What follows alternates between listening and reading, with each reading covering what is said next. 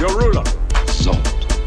Your lands, your possessions, your very lives will gladly be given in tribute to me.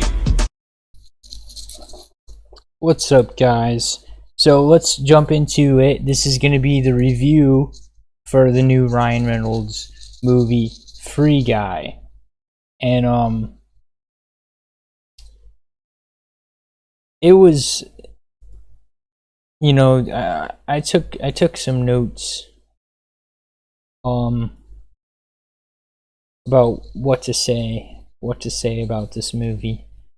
This movie had the makings of a potentially great movie. It had a great fresh premise that I don't think's ever really been done before. I mean, yeah, they kind of did, like,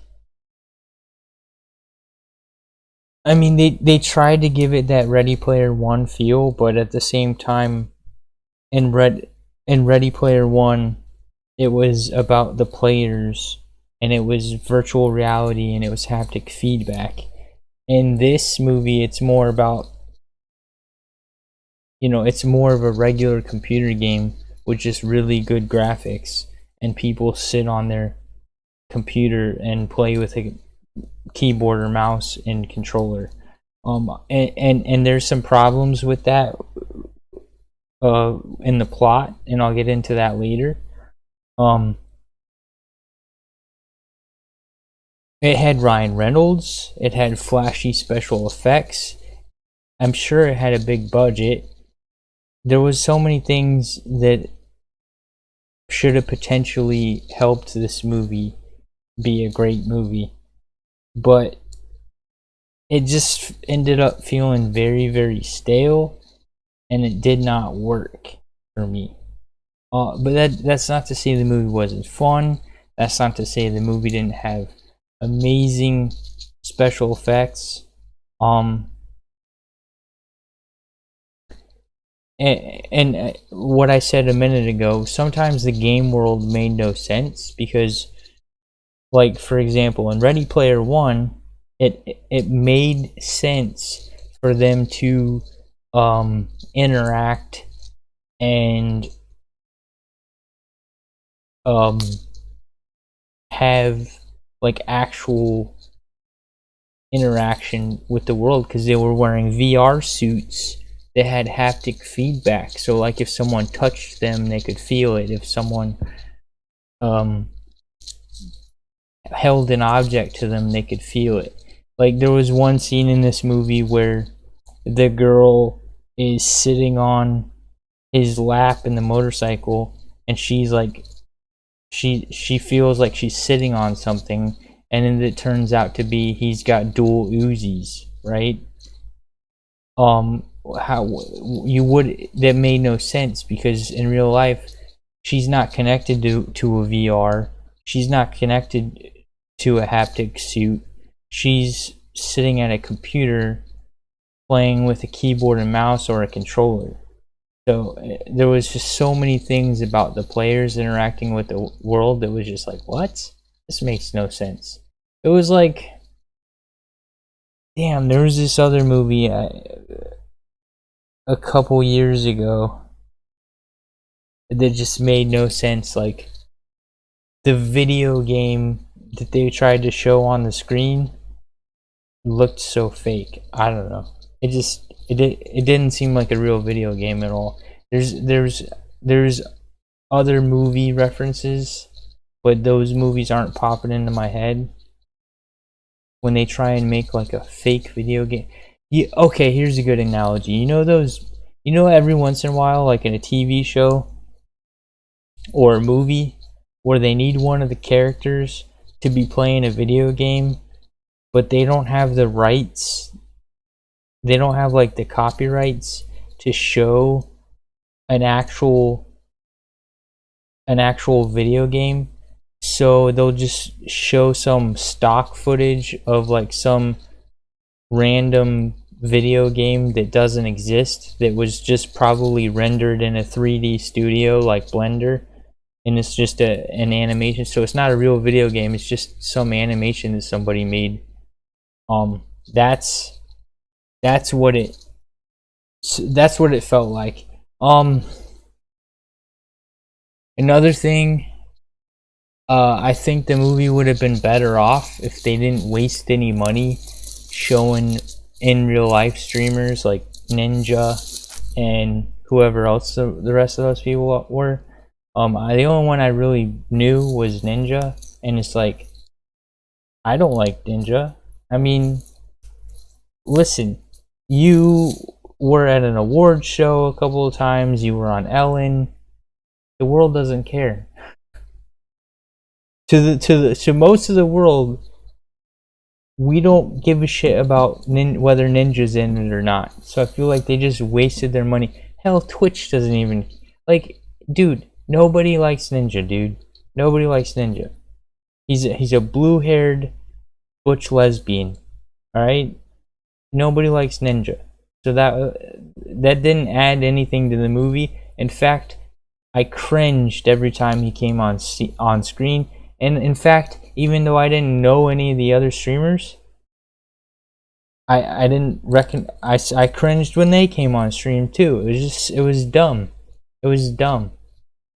I get what they were trying to do. Like, they were trying to do like the modern day equivalent of in other movies, like when they show news anchors or famous news anchors comment on a topic that's happening in the movie. Like, I get what they were trying to do, but it just didn't work. The main villain, it felt like they copied straight out of Grandma's Boy. Like, the whole theme that the main villain guy had, it was like they were copying from Grandma's Boy. The only two characters that I really did like was Guy. I liked Guy, and I liked his black security friend. I felt those characters were believable. They were believable as friends, and they were believable as NPCs that were slowly becoming self-aware. So I think those were the two best characters in the movie. The rest of the cast, all the generic IT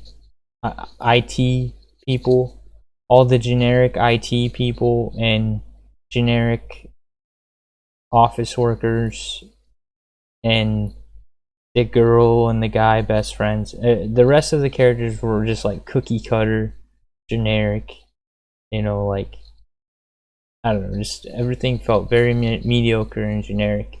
And I felt like most of the movie was carried by the